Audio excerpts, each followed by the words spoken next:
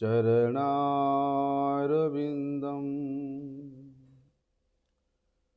वाञ्छाकल्पतरुर्भ्यश्च कृपा सिन्धुभ्य एव च पतितानां पावनेभ्यो वैष्णवेभ्यो नमो नमः।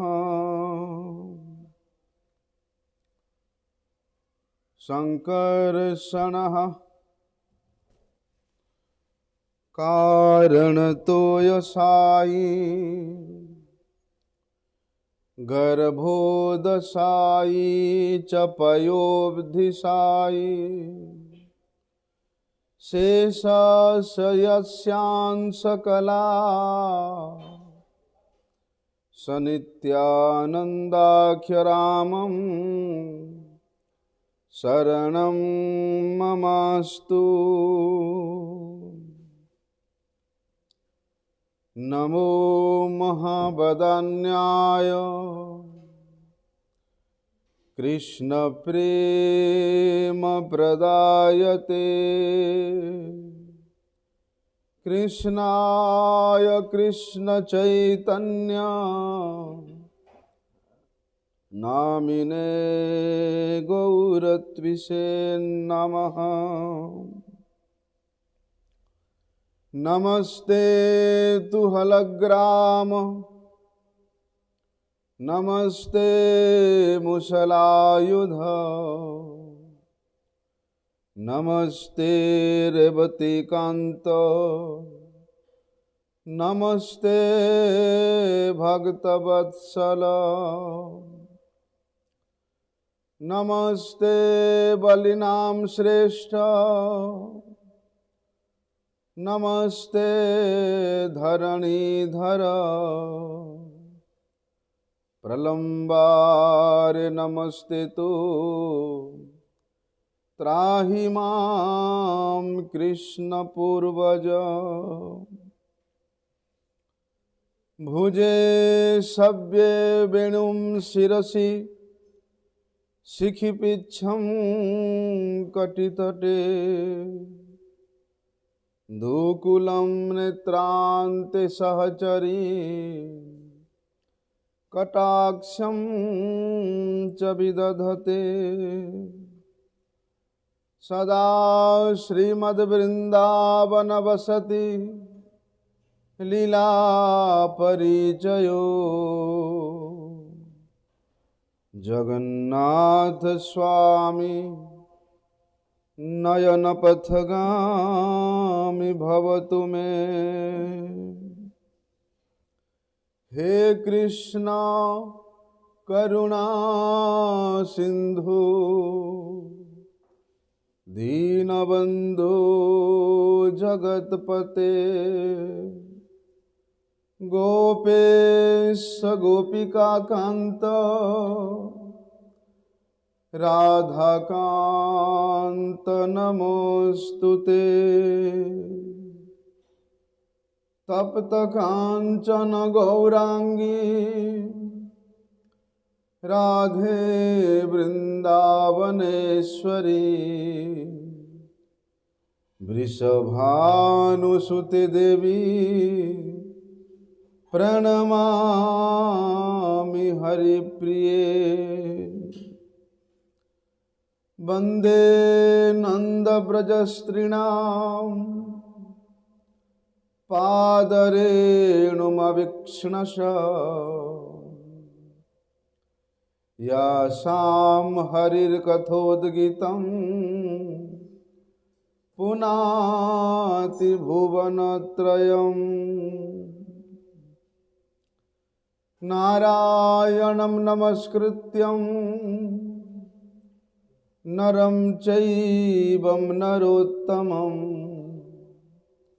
देवीं सरस्वती व्यासं ततो जयमुदीरये। भक्त्या विहीनां मपराधलक्ष्ये क्षिप्ताश्च कामादि तरङ्गमध्ये कृपामयि त्वां शरणं प्रपन्नं वृन्दे नुमस्ते चरणारविन्दम्। श्रीकृष्ण चैतन्य प्रभु नित्यानंद श्री अद्वैत गदाधर श्रीवासादि गौर भक्त वृंद। जय रूप सनातन भट्ट रघुनाथ श्री जीव गोपाल भट्ट दास रघुनाथ। এই ছয়ের গোসাইর করি চরণ বন্দন जहाँ হইতে বিঘ্ন নাশ अभीष्ट पुराण। हरे कृष्ण कृष्ण कृष्ण हरे हरे हरे राम राम राम हरे हरे। पतित पावन परम करुणामय परम आराध्यतम श्री गुरुपाद पद्म नित्य लीला प्रविष्टम विष्णुपाद परमहंस परिव्राजक आचार्य वर्ज्य अष्टोत्तर शत श्री श्रीमद शिल भक्ति वल्लभ तीर्थ गोस्वामी गुरु महाराज जी के श्री अभय चरण कमल में अनंत कोटि साष्टांग दंडवत प्रणाम करते हुए उनकी हेतु की कृपा प्रार्थना करता हूँ। परम आराध्यतम शिक्षा गुरुपाद पद्म नित्य लीला प्रविष्ट विष्णुपाद परमहंस शिल भक्ति विज्ञान भारती गोस्वामी महाराज के चरण कमल में अनंत कोटि साष्टांग दंडवत प्रणाम करते हुए उनकी हेतु की कृपा प्रार्थना।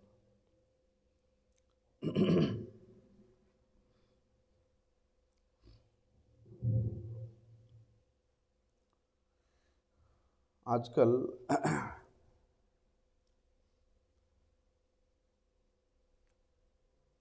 धर्म के नाम से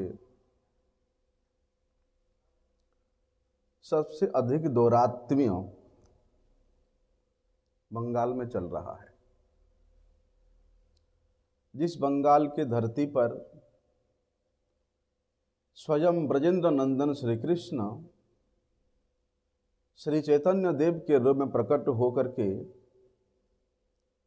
नित्य शुद्ध कृष्ण प्रेम इस जगत को वितरित किया, काल के प्रभाव से उसी बंगाल के धरती पर प्राकृत सहजिया लोगों का इतना अधिक प्राबल्यता हो गया है कि वे लोग भागवत के विरोधी जो कथाएं हैं उन कथाओं को श्री चैतन्य देव के कथा के रूप में, श्री चैतन्य देव के अनुगत जनों के कथा के रूप में परिचय दे करके बेच रहे हैं। धर्म के नाम से धर्म को ही, भागवत धर्म को ही कलंकित कर रहे हैं। लेकिन लोगों के चापलूसी करने के लिए ये भागवत विरोधी कथाओं को बेचना, भागवत के विरोधी कथाओं को आयोजन करना, और वो भी भागवत के विरोधी लोगों के द्वारा, ये कितना कुविचार है, ये कितना अधिक दौरात्म्यता है, इसको भाषा के द्वारा नहीं वर्णन कर सकते।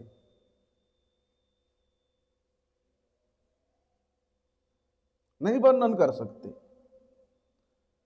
बंगाल में तो महाराज घर घर में बहुएं, माताएं इस प्रकार के भागवती के रूप में अपना परिचय देकर के कथाएं कर रहे हैं, जो कथा प्राकृत सहजिया लोगों का ही मान को बढ़ाता है। प्रकृत वैष्णव विद्वेषी कथा, प्रकृत भागवत धर्म के विरोधी कथा कह करके लोगों के मनोरंजन कर रहे हैं, लोगों की चापलूसी कर रहे हैं। उसी से जगत का कभी कल्याण नहीं होगा। हो भागवत की प्रचार, भागवत की कथा केवल भारत में ही क्यों, बोलते हैं भारत के बाहर भी संपूर्ण पृथ्वी में भागवत की कथा प्रचार होना चाहिए। समग्र जगत में भागवत की कथा प्रचारित होना चाहिए। और इसके बदले में भागवत विरोधी जितने कथाएं हैं वे सब जिस दिन बंद होगा उस दिन समझ में आएगा कि हाँ, लोगों में जागरूक हुआ है और वे भागवत की कथा श्रवण करने के लिए लोग उत्साही है। परंतु श्री चैतन्य देव की जो कथा है वही भागवत की कथा है। भागवत के कथा के अलावा श्री चैतन्य देव अपने मुख से दूसरी कथा कभी लाए ही नहीं है। इसलिए भागवत की कथा के साथ श्री चैतन्य देव की कथा, चैतन्य देव के विचार में लेश मात्र भी कोई भेद नहीं है, पार्थक्य नहीं है। यदि श्री चैतन्य देव की कथा को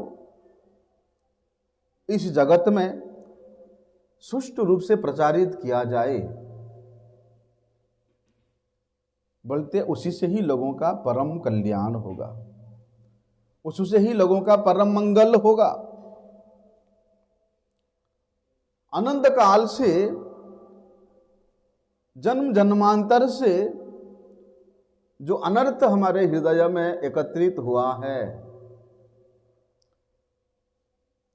वे सब अनर्थ रूपी असुविधाएं केवल श्री चैतन्य देव की कथा के द्वारा ही, अर्थात श्री भागवत की कथा के द्वारा ही दूरीभूत हो सकता है।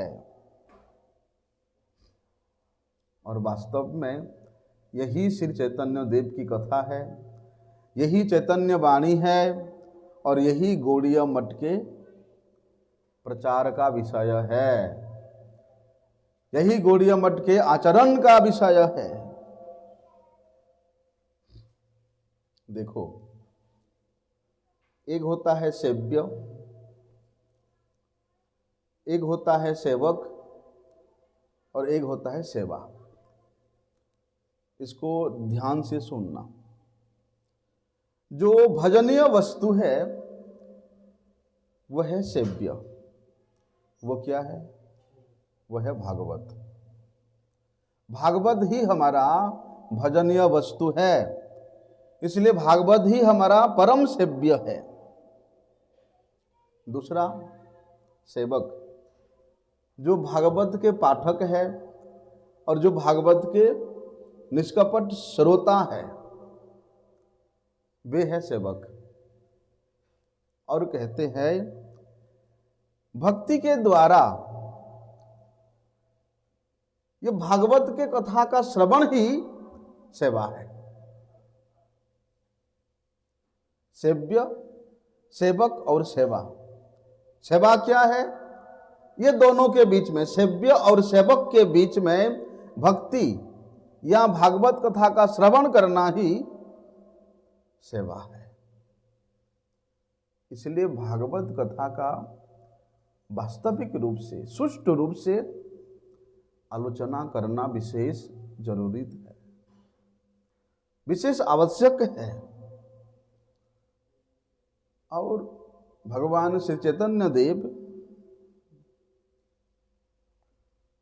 उनके जो दास है, उनके जो अकृत्रिम सेवक है, अनुगत जन है, वे भागवत के कथा के अलावा दूसरे कोई कथा करते नहीं। भागवत विषय के अलावा, भागवत प्रसंग को छोड़ करके चैतन्य देव के अनुगत जन दूसरा कोई प्रणाली का आविष्कार नहीं करते, दूसरे की कथा ही नहीं बोलते हैं। इसलिए उन चैतन्य देव के दासों के निकट जाकर के ही वास्तव में भागवत श्रवण होता है। और भागवत आलोच्य तभी वास्तविक रूप में फल प्रेप्सु होता है जब ऐसे दासों के निकट जाकर के हम पठन पाठन या चिंतन करें भागवत का। लेकिन आजकल तो भैया जिसको भी देखो, बंगाल में विशेष रूप से जिसको भी देखो चैतन्य देव के अनुगत के रूप में अपना परिचय देते हैं, लंबा तिलक लगाएंगे। यहाँ मैंने देखा कल एक ठेकेदार, बंगाल का है शायद, इतना लंबा चौड़ा तिलक लगा के रखा है, इतना मोटी मोटी कंठी इतना पहन के रखा है, गला भर के, लंबा चोटी है और बीड़ी पी रहा है। मैंने बोला भैया आप गौड़िया तिलक लगा करके, तुलसी कंठी पहन करके बीड़ी पी रहे हैं। वो बोलता है अरे बाबा इसके बिना काम कहाँ चलता है।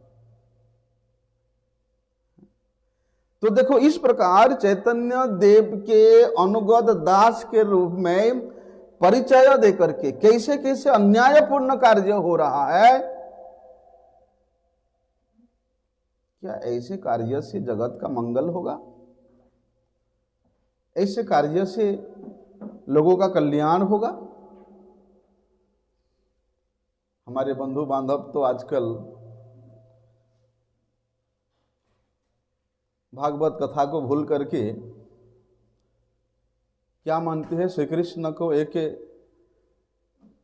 महामानव मानते हैं, ऐतिहासिक मानव मानते हैं, या भागवत को एक रूपक के रूप में कल्पना करते हैं। कहते हैं अरे ये तो काल्पनिक कथाएं हैं, इसलिए भागवत श्रवण करके क्या लाभ मिलेगा?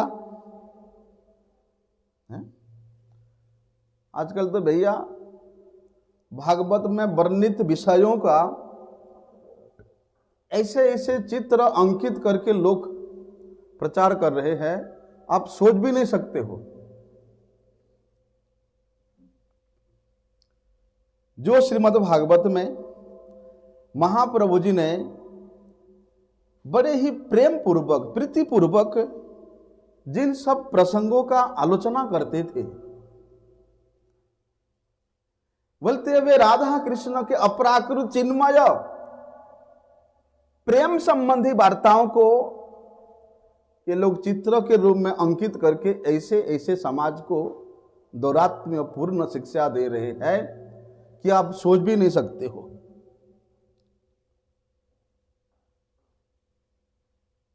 परंतु देखो आजकल चौराहों चौराहों में, दुकानों पर, गली गली में जहां भी जाओगे वहां पर इन सब चित्रों को लगा करके इंद्रिय तर्पण करते हैं लोग। अर्थात भागवत को, भागवत के विषय वस्तु को, भागवत के उस अपराकृत रस को अपने इंद्रिय तर्पण का माध्यम बना करके लोग प्रचार कर रहे हैं।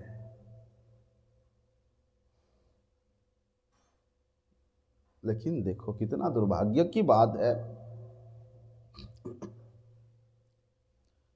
जो विषय अत्यंत उच्चता विशिष्ट विषय है और जो विषय अत्यंत योग्यता प्राप्त करने पर ही आलोचित होता है, बोलते उन निगूढ़ विषयों को योग्यता प्राप्त करने से पहले ही साधारण लोगों में बेचा जा रहा है।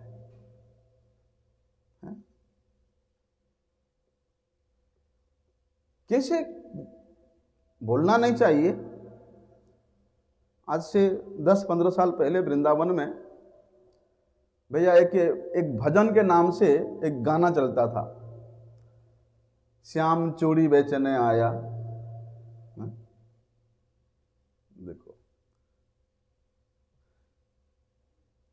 अरे भगवान श्री कृष्ण वृंदावन में प्रकट होकर के जितनी अपराकृत लीलाएं की, क्या उन अपराकृत लीलाओं के अपराकृत स्थिति को कोई समझ सकता है? लेकिन लोगों ने उसको गाना बना करके परोसे जा रहे हैं, नाचे जा रहे हैं। उसी से क्या लोगों का कल्याण होगा? इसलिए कहते हैं ये सब भागवत के विषय जो कि अत्यंत उच्च स्तरीय है, सर्वश्रेष्ठ विषय है, उसको योग्यता प्राप्त करने से पहले ही उसको साधारण लोगों में आलोचना किया जाता है। इसी से बड़ा अन्यायपूर्ण कार्य क्या हो सकता है? जो रासलीला के प्रसंग श्रीमद् भागवत में वर्णन हुई है, आजकल लोग क्या करते हैं, साधारण लोगों के बीच में जाकर के वे रासलीला के प्रसंग प्रारंभ कर देते हैं। आपके सभा का प्रसंग कुछ और है, किसी श्रेष्ठ वैष्णव के आविर्भाव या तिरोभाव तिथि होता है, लेकिन उनमें भी ये पंडित अभिमानी व्यक्ति जाकर के क्या करते हैं, उन वैष्णव के चरित्र को वर्णन करना छोड़ दीजिए, वहां जाकर के रास पंचाध्यायी का व्याख्या करना शुरू कर देते हैं। अरे प्रसंग है आविर्भाव या तिरोभाव तिथि, और तुम वहां अपने पांडित्य का अभिमान दिखाने के लिए परोसे जा रहे हो।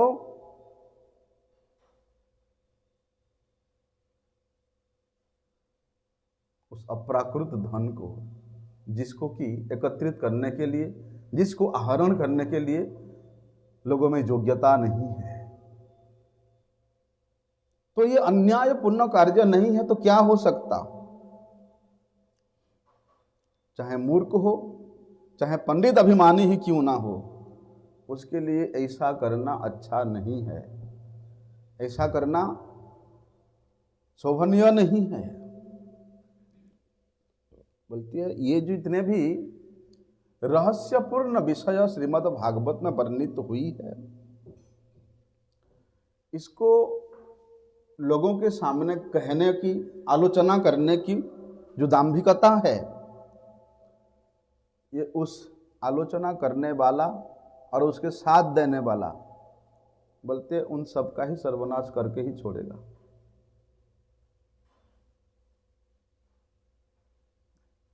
जो कथा, जो प्रसंग प्रत्येक मनुष्य मात्र के लिए अत्यंत प्रयोजनीय है, क्या उसको कोई मनुष्य सुनना चाहेगा? जो उसके नित्य प्रयोजन है, उसको सुनने के लिए कोई लालायित नहीं होगा, उत्साहित नहीं होगा। अरे जिसको श्रवण करने से जन्म जन्मांतर के, कल्प कल्पांतर के, युग युगांतर के अनर्थ दूरीभूत होकर के परम चिन्मय स्थिति की प्राप्ति होती है, तुम उसको छोड़ करके जिससे तात्कालिक थोड़ी सी आनंद मिलता है, थोड़ा इंद्रिय चांचल्यता उपस्थित होता है, उसको सुनने के लिए तुम व्यस्त हो रहे हो। तुमसे बड़ा मूर्ख और कौन हो सकता है? इस प्रकार के जो विवर्तवादी है, ऐसे लोगों के कथा सुनने के लिए लोग भैया बड़े भीड़ जमा हो जाता है, बड़े भीड़। जहां पर शुद्ध भागवत कथा हो रहा है वहां पर आपको कोई भीड़ नहीं मिलेगा, लेकिन जहां पर ऐसे लोगों की चावलूसी किया जाता है, लोगों की मन को रंजन किया जाता है, वहां पर भैया लाखों की भीड़ मिलेगी आपको। लेकिन शुद्ध हरि कथा सुनने के लिए आपको कितने लोग मिलेंगे? विचार करके देखना। जिनका भाग्य खराब है वही व्यक्ति ही भागवत का विरोध करने वाले के, भक्ति विरोध करने वाले जो अभक्त है, मायावादी है, उनके चंगुल में जाकर के फंस जाते हैं। जो लोग भगवान के नित्यता को स्वीकार नहीं करते, भागवत धर्म के नित्यता को स्वीकार नहीं करते, भक्ति के नित्यता को स्वीकार नहीं करते, वे कौन है? वे सब अघासुर, बकासुर, पुतना के ही वंशज है। हाँ, उनके ही अंतर्गत है। क्या उन असुरों का संग करने से कभी मंगल होगा? कभी मंगल हो ही नहीं सकता है। परंतु उस अपराकृत भागवत रस के आश्रित जो सेवक जन है, शांत, दास्य, सख्य, वात्सल्य, माधुर्य, ये 5 रस के आश्रित जो सेवक है, और उनके धारा में, उनके चित्त वृत्ति में जो रस को प्राप्त करने के लिए लोभ जागरित हुई है, यदि वे लोभ को प्राप्त करने का किसी का आशा है, उत्कंठा है, तो उसका मंगल हो सकता है। इसलिए श्री रूप गोस्वामी पाद इसी बात को कहते हैं कि कृष्ण भक्ति रस भाविता मति यदि कुतो अपि लभ्यते, कि ऐसे जो सेवकों की रति है, मति है, यदि कहीं मिले, अर्थात कहीं कथा श्रवण करने को मिले, तो वहां जम जाओ, बस बैठ जाओ वहां। क्योंकि उस कथा में हमारा लोभ हो जाता है, उस कथा में हमारा उत्कंठा हो जाता है, तो हमारा मंगल अवश्यम भावी है। उसी से ही जगत का कल्याण होगा। क्योंकि ये जो अपराकृत भागवत रस है, इसको आस्वादन करने वाले जो भक्त है, वे परम मुक्त पुरुष है। संसार के किसी प्रकार के बंधन में वे कभी आबद्ध हो ही नहीं सकते हैं। लेकिन क्या करें भैया, आजकल ऐसे मुक्त पुरुषों की, ऐसे श्रेष्ठ वैष्णवों की कथा का इस जगत में अकाल पड़ा हुआ है, दुर्भिक्ष पड़ा हुआ है, नहीं मिलता कहीं पर भी। कुछ लोग तो श्री चैतन्य महाप्रभु के अनुगत के रूप में अपना परिचय तो देते हैं, लेकिन वही लोग ही भागवत को नष्ट कर रहे हैं, कलंकित कर रहे हैं, कलुषित करने के लिए हमेशा व्यस्त है। तो ऐसे लोगों से भागवत को संरक्षण करने के लिए, भागवत धर्म को रक्षा करने के लिए, भागवत को उज्जवल करने के लिए, पुष्ट करने के लिए हम सभी चैतन्य देव के अनुगत जनों का कर्तव्य है, हमारा कर्तव्य बन पड़ता है। लोग यही सोचते होंगे कि ये प्रभु जी क्या बातें कर रहे हैं, ये मेरी बातें नहीं है, जगत गुरु शिला भक्ति सिद्धांत सरस्वती ठाकुर प्रभुपाद जी का विचार है, जिसको सुनने के लिए, सुन के हजम करने के लिए योग्यता होना चाहिए। इस भक्ति का धर्म, ये भागवत का पथ इतना सहजिया होते जा रहा है कि लोग वृंदावन में आकर के ठुमके लगा करके, रील बना करके दुनिया को दिखाते, सोचते हैं कि हम कितने बड़े भक्त हो गए हैं कि वृंदावन में जाकर के रील बना करके हम ठुमके लगा के आए हैं। ये भागवत धर्म ऐसा नहीं है। ये भागवत ये भोगों में लिप्त लोगों का, कनक कामिनी प्रतिष्ठा के लोलुप जीवों के लिए कोई वस्तु नहीं है। ऐसे लोगों के लिए ये कोई खाद्य पदार्थ नहीं है। जो मायावादी लोग हैं, जो केवल अद्वैतवादी लोग हैं, वे लोग क्या कहते हैं? वे लोग कहते हैं कि ये भागवत ये बड़े ही खराब वस्तु है, इसलिए भागवत को छोड़ करके वेद, वेदांत, उपनिषद ये सब पढ़ना चाहिए। क्या कहते हैं? जो लोग भागवत पढ़ते हैं वे सब व्यभिचारी हो जाते हैं। भागवत पढ़ने वाला व्यक्ति नरक में चला जाता है। ऐसे सोचते हैं वे केवल अद्वैतवादी लोग, मायावादी लोग। परंतु जो भगवान के इस वाङ्मय स्वरूप श्रीमद् भागवत को घृणा करते हैं, वे असाधु है, वे नारकी है, वे महापाषंडी है, वे मत्सरता परायण है। अज्ञानता वशतः हो, या रजगुण में आबद्ध होकर के हो, या तमगुण में आबद्ध होकर के हो, जिनमें भी श्रीमद् भागवत कथा के प्रति विराग है, वैराग्य है, जिनमें भी भागवत कथा के प्रति विरोधिता गुण, अवगुण है, वे सब पापिष्ठ सांसारिक भोग करके नरक को ही प्राप्त करेंगे। वे सब नरकगामी होने का योग्यता प्राप्त कर लेते हैं।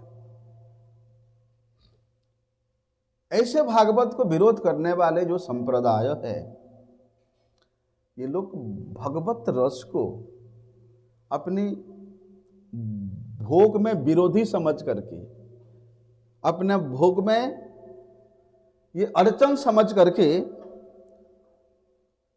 हमेशा हमेशा के लिए वे मंगल के पथ से विच्युत होकर के विपरीत दिशा की ओर जा रहे हैं।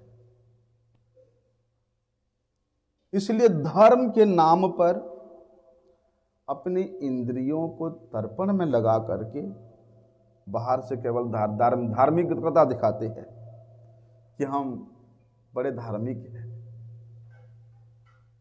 लेकिन देखो, जो लोग भागवत को खेल खिलौना समझते हैं, जो लोग भागवत को जैसे शेक्सपियर का कहानी हो गया, कालिदास का काव्य हो गया, बोलते इन जड़ रसाश्रित कवियों के जड़ रस के काव्य के समान जो लोग भागवत को समझते हैं या मानते हैं, और वही जड़ काव्य के अनुरूप श्रीमद् भागवत का खरीदना बेचना प्रारंभ कर देते हैं,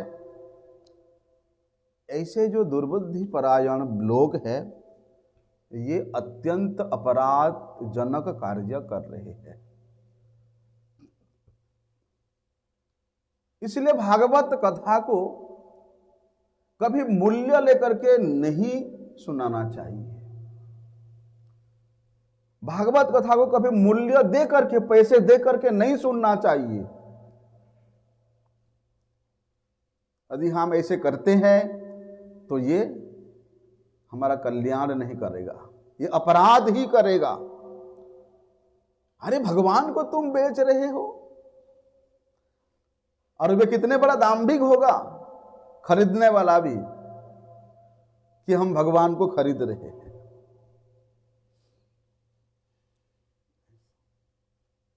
श्रीमद् भागवत में वर्णन है महाराज, ये अन्य अरविंदाक्ष, बड़े सुंदर सुंदर श्लोक आता है। श्रेयः श्रुतिम भक्ति मुदस्यते विभो नैष्कर्म्यम अपि अच्युत भाव वर्जितम। क्या बताया वहां पर? जहां पर इस प्रकार निर्विशेष विचार को अविवेचक जन, विचार विहीन लोग, विचार में अयोग्यता संपन्न व्यक्ति इसको अपने चिंता का स्रोत बना देता है, अपनी बुद्धि का स्रोत बना देता है, बोलते उसका कभी कल्याण नहीं होगा। अरे भागवत ही तो श्रेष्ठ प्रमाण है, इससे श्रेष्ठ प्रमाण क्या हो सकता है। श्रीमद् भागवतम प्रमाणम अमलम प्रेम पुमार्थ महान। भाई प्रमाण के द्वारा ही जब हम लोग स्थित हो जाते हैं, प्रमाण के द्वारा ही हम जब शक्ति विशिष्ट हो जाते हैं, तब उस वस्तु में हमारा श्रद्धा होती है। आया म्यूजिशियन लेकर के आया और फिल्मी सुर में भागवत को संगीतमय करके चला गया।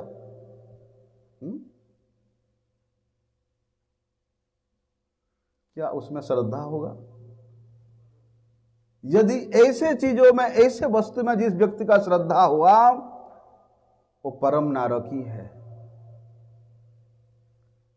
इसलिए प्रमाण सदृश, श्रेष्ठ प्रमाण सदृश श्रीमद् भागवत में जिसका योग्यता हो जाता है, जिसका श्रद्धा हो जाता है, जिसका उत्कंठा हो जाता है, उसका तो भैया कल्याण अवश्यम भावी है। क्यों? क्योंकि श्रीमद् भागवत ये भगवान के उस नित्य लीलाओं के चरित्र को चित्रण करता है। नित्य लीलामय भगवान श्री कृष्ण चंद्र के रूप का, गुण का, लीला का ये संपूर्ण परिचय प्रदान करता है। कैसे? प्रमाण के द्वारा। ऐसे नहीं कि ढालम ढोल बोल दिया, प्रमाण के द्वारा। इसलिए श्रीमद् भागवत के द्वारा कौन सी कार्य सिद्ध होता है, ये हम लोगों को विचार करना चाहिए। देखिए, ये समाज की, ये मनुष्य जाति की सबसे बड़ी व्याधि है, भवरोग। और श्रीमद् भागवत ऐसे भवरोगाग्रस्त मनुष्यों के लिए परम औषधि है। ना केवल औषधि है, ये चिकित्सक भी है। प्रमाण के द्वारा आपको चिकित्सा करेगा, औषधि प्रदान करेगा। अरे जो भयानक व्याधि बड़े बड़े दार्शनिकों में प्रवेश कर गया है, वे लोग क्या कहते हैं? वेदांत सूत्र की निर्विशेष व्याख्या करके, क्या कहते हैं उसको? निर्विशेष को अंग्रेजी में इम्पर्सनलिज्म कहते हैं, है ना?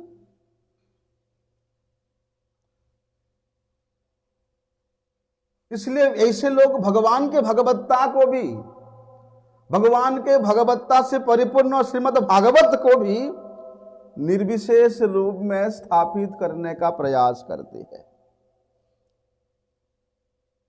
जैसे हिरण्याक्ष, हिरण्यकशिपु, रावण, कुंभकर्ण, कंस, जरासंध, ये सब असुर उस व्याधि में ग्रसित थे, उस महान व्याधि में आक्रांत थे। लेकिन ये लोग कभी भी अपने सम्मुख भगवान साक्षात दंडायमान होने पर भी कभी भगवान को देख नहीं पाया, कभी भगवान को पहचान नहीं पाया, भगवान को भगवान के रूप में मानने को कभी ये लोग प्रस्तुत ही नहीं हुए। इससे बड़ा व्याधि क्या हो सकता है? इससे बड़ा रोग क्या हो सकता है? इसी प्रकार आजकल भैया यही भागवत धर्म को नष्ट करने के लिए कितने प्रयास किया जा रहा है, आप विचार नहीं कर सकते हो। इसलिए तो आजकल भगवान से विमुख लोगों की संख्या अत्यधिक बढ़ जा रहा है, अत्यंत ही बढ़ जा रहा है। धर्म के नाम से लोग धार्मिक स्थानों में भीड़ भाड़ करने तो जाते हैं, क्यों? इंद्रिय परायण करने के लिए, अपने को दिखाने के लिए हम कितने बड़े धार्मिक हैं। लेकिन अनुगत्य हीनता ही, शुद्ध वैष्णवों के मुख से भागवत कथा श्रवण की राहित्यता ही हमारा इस प्रकार के विमुख के भाग को वर्धित कर रहा है, बढ़ा रहा है। चलो, यदि कोई कहे कि भागवत में तो निर्विशेष विचार है, तो वे व्यक्ति कभी भागवत पढ़ा ही नहीं, वे व्यक्ति कभी भागवत सुना ही नहीं। जिस प्रकार नामापराधी व्यक्ति, उसको नामापराध से मुक्त होने के लिए क्या उपाय बताया? अनुक्षण नामे नाम अपराध क्षय। अनुक्षण नाम का चिंतन करते करते, नाम का कीर्तन करते करते नामापराध से मुक्त होने का उपाय बताया है। उसी प्रकार ये चरम व्याधि के चंगुल से मुक्त होना चाहते हो तो क्या करना पड़ेगा?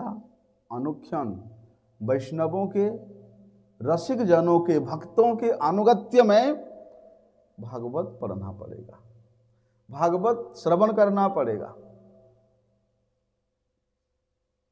लेकिन बड़े दुख की बात है, हम लोगों के कितना दुर्भाग्य है कि जहाँ पर इस प्रकार शुद्ध वैष्णवों के मुख से भागवत की कथा होती है, वहाँ बैठ भी जाए तो 2 मिनट में नींद आ जाता है, 2 मिनट में नींद आ जाएगा, उबासी आ जाएगा, आलसता आ जाएगा। 5 मिनट बाद सोचेगा, अरे मैं कहाँ फंस गया, कहाँ आकर के बैठ गया।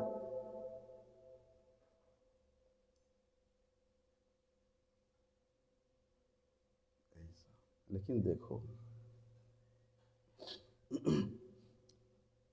भगवान को, भगवत कथा के विषय को निर्विशेष विचार से स्थापित करना महाराज बड़े अपराध है, बड़े अपराध है।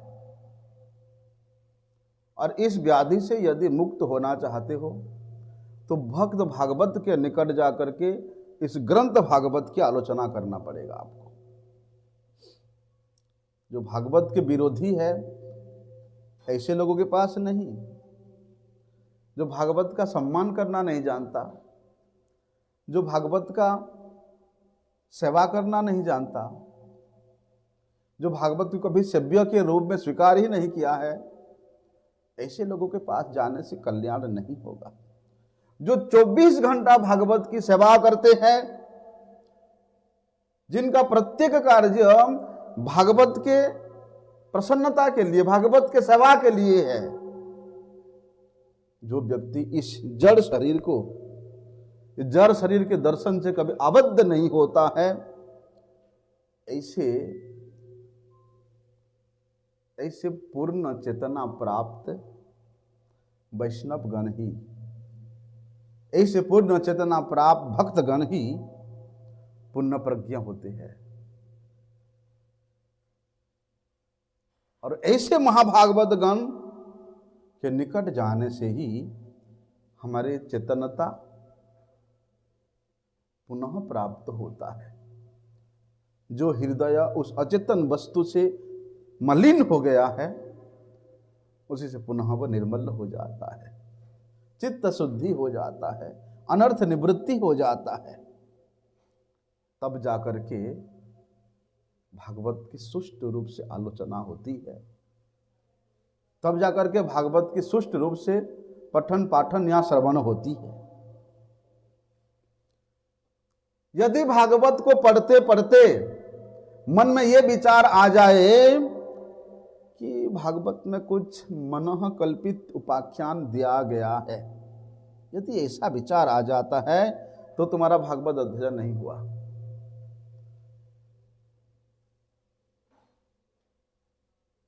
और भागवत में तो भैया ऐसी ऐसी भगवान के चरित्र का वर्णन है, लीलाओं का वर्णन है कि जड़ आसक्त व्यक्ति कभी उन लीलाओं को समझ ही नहीं सकेगा, उसको केवल मन की एक कल्पना मात्र ही समझेगा। ऐसे व्यक्ति मनोकल्पित व्याधि के द्वारा यदि जो बंधा हुआ है, वो व्यक्ति 1000 भागवत भी श्रवण करे तो भी उसका कल्याण होने वाला नहीं है। भगवान श्री चैतन्य महाप्रभु जी ने जिस धारा से, जिस प्रणाली से भागवत की आलोचना करने की, भागवत की कथा करने की उपदेश दिया है, उसके अनुसार यदि हम भागवत आलोचना करेंगे तब हमारा कल्याण होगा। नहीं तो उस प्रकार है जैसे कि वृक्ष के ऊपर के हिस्सा को तो बचा के रखा है, लेकिन जड़ से काट काट के खोखला कर दिया। हा? कुछ लाभ है? ऊपर के हिस्सा देखने में बड़े हरा भरा करके रखा है, लेकिन धीरे धीरे जड़ से काट काट के उस वृक्ष को खोखला कर दिया है। इसलिए 24 घंटा में से 24 घंटा भागवत श्रवण करना, भागवत के कीर्तन करना हमारा कर्तव्य है। भागवत के कीर्तन से अपने आप को एक निमिष काल के लिए भी अलग नहीं करो। लेकिन क्या करें भैया, प्रभुपाद जी एक बड़े सुंदर बात कहते हैं।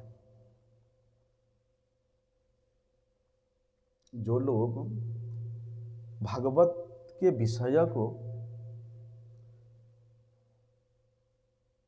निर्विशेष के रूप में वर्णन करते हैं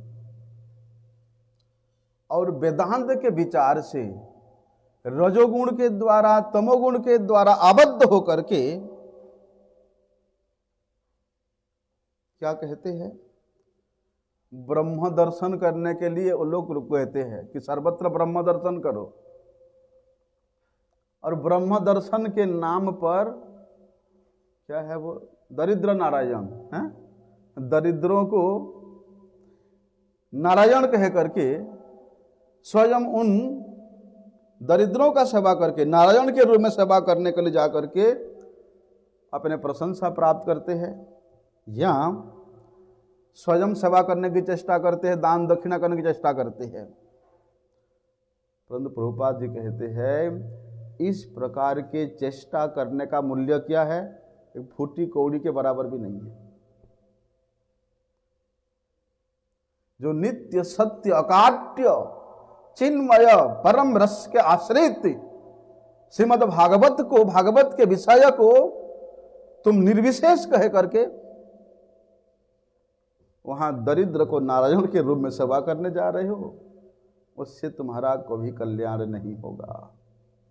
फूटी कौड़ी का भी उसमें लाभ होने वाला नहीं है। इसीलिए तभी समझ में आएगा ये सब बातें जब हम रसिक जनों के साथ भागवत की आलोचना करेंगे, भागवत की श्रवण करेंगे। देखो श्रीमद् भागवत क्या है, ये अखिल रसामृत मूर्ति भगवान नंदनंदन ब्रजेंद्र नंदन श्री कृष्ण चंद्र का साक्षात स्वरूप है। फिर भी इस स्वरूप को देखने के लिए, ये स्वरूप को हृदयंगम करने के लिए, अनुभव करने के लिए उस प्रकार चेतन स्थिति की आवश्यकता है। अचेतन अवस्था में जड़ आश्रित विषय भोगों में लिप्त होकर के उस अचेतन वस्तु को हम लोग कभी नहीं देख सकते, अथवा अचेतन भाव के द्वारा मिश्रित हमारा जो चित्त वृत्ति है,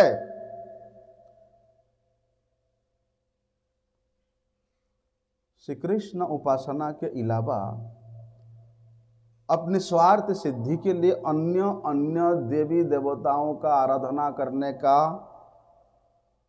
लालसा भी यदि तुम्हारे मन में है तो भी तुम उस अखिल रसामृत मूर्ति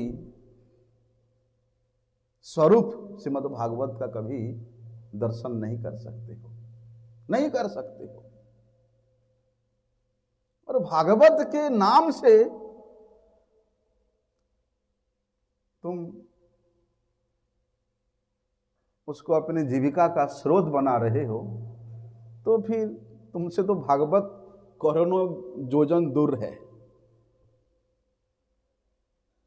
वास्तव में अपनी अपनी जो इंद्रिय है, उन इंद्रियों के अपटुता,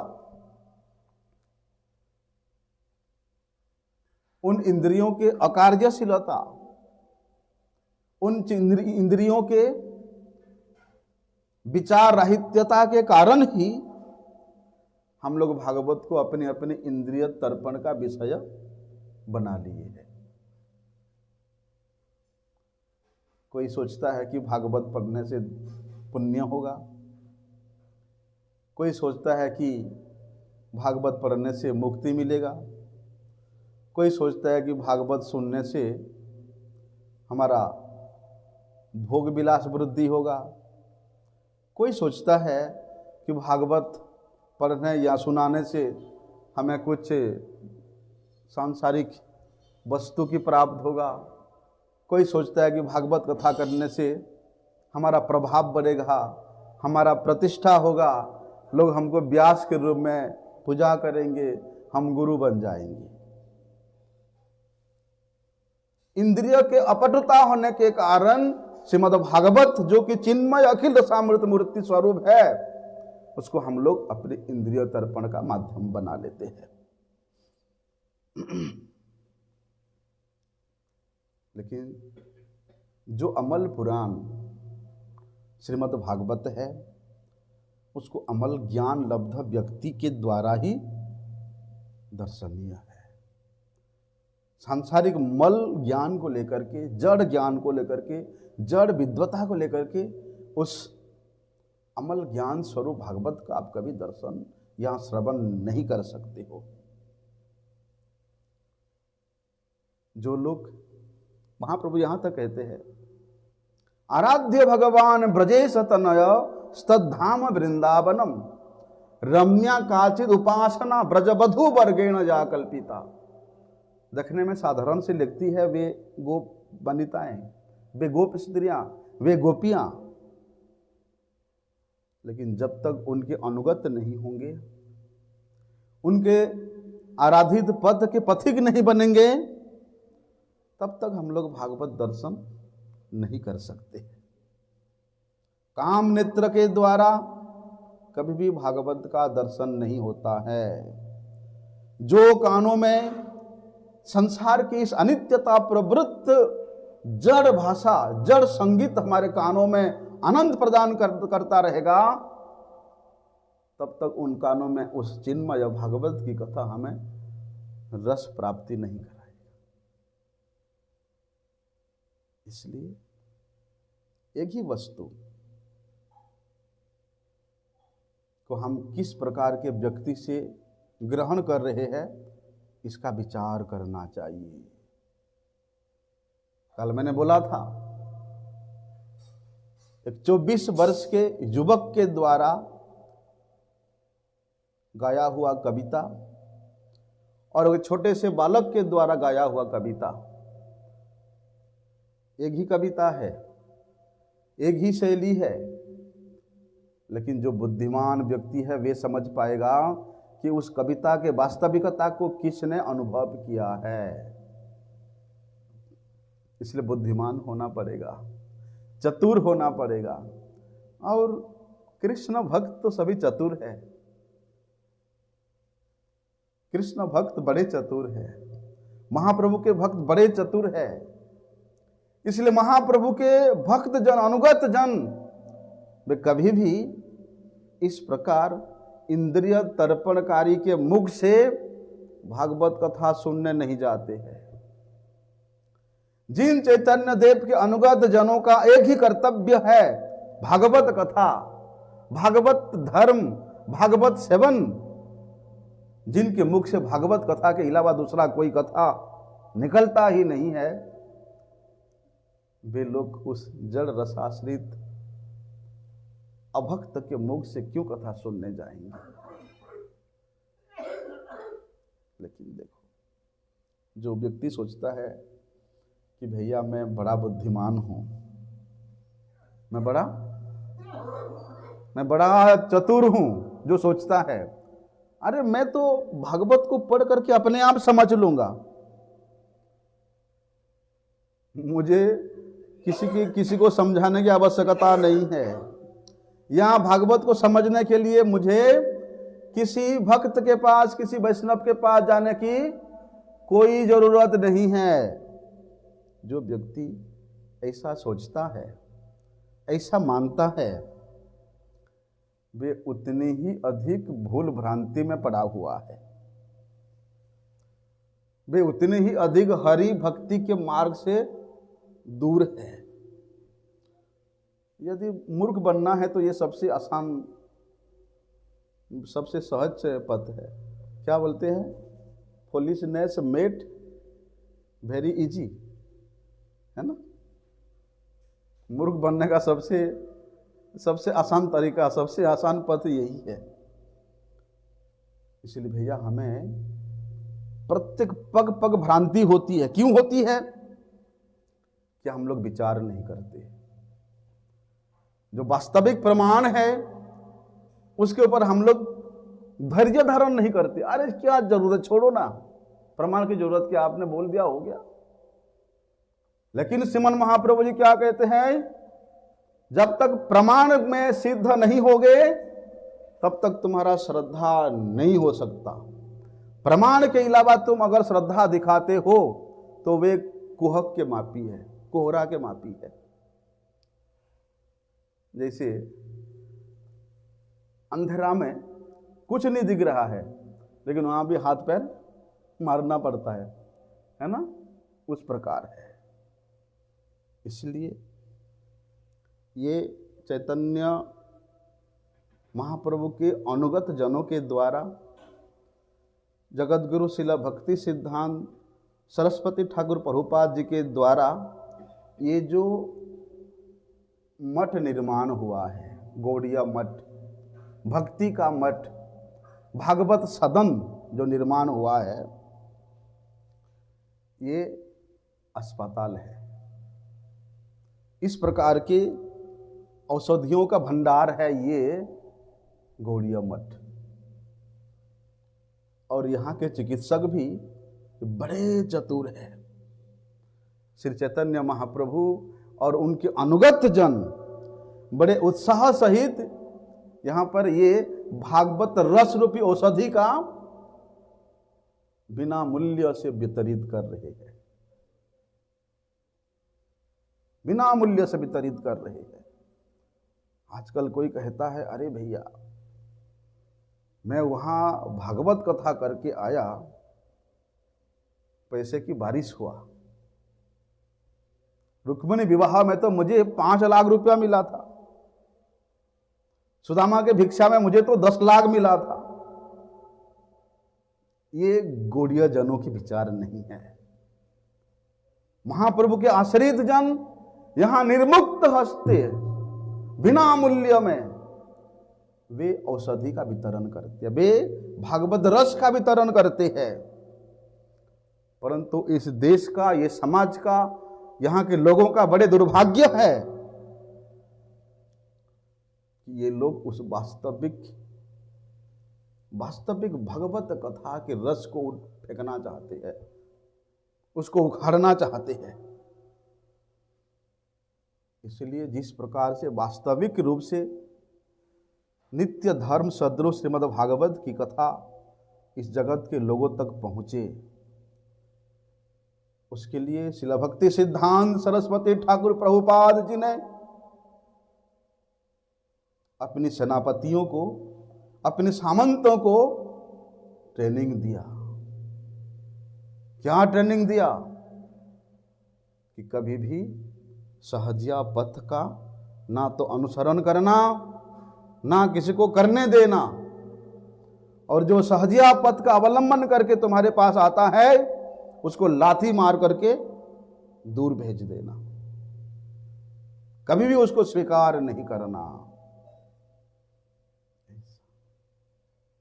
परंतु लोग नहीं समझते ना, कर्माणाम परिणामम इत्वात्, कर्म के परिणाम को लोग नहीं समझ पाते हैं, विचार नहीं करते हैं, आलोचना नहीं करते हैं, जिसके फलस्वरूप भागवत कथा में भी, भागवत वस्तु में भी, भक्ति धर्म में भी फल भोग की आकांक्षा करते हैं, आशा करते हैं।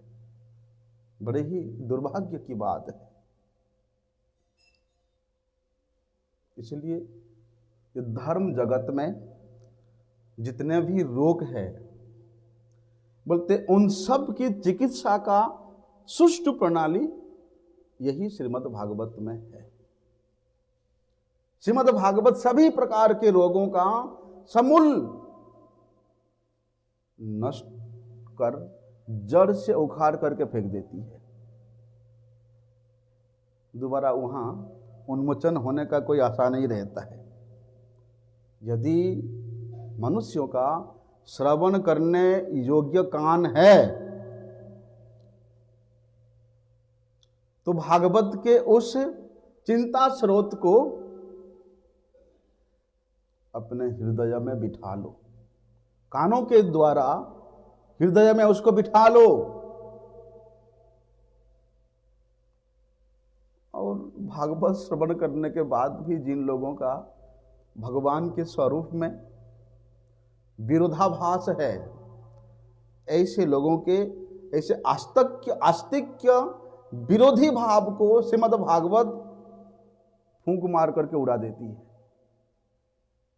लेकिन सुनो तो ऐसे रसिक जनों के मुख से, सुनो तो ऐसे भागवत भक्तों के मुख से। यदि भागवत श्रवण में हम लोग उदासीन रहेंगे, सोते रहेंगे, झुमरते रहेंगे, तो भैया फिर मोबाइल का फेसबुक, ट्विटर, इंस्टाग्राम हमको आक्रमण करेगा, आक्रमण करेगा, यूट्यूब। इसलिए बहिर्जगत के चिंता स्रोत को दूर फेंकने का एक उपाय है कि नित्य निरंतर भागवत का श्रवण करो, भागवत का चिंतन करो, भागवत का पठन करो। आगे का विषय कल श्रवण करते हैं। वंशा कल्पतरुभ्यश्च कृपा सिंधुभ्यः पतितानां पावनेभ्यो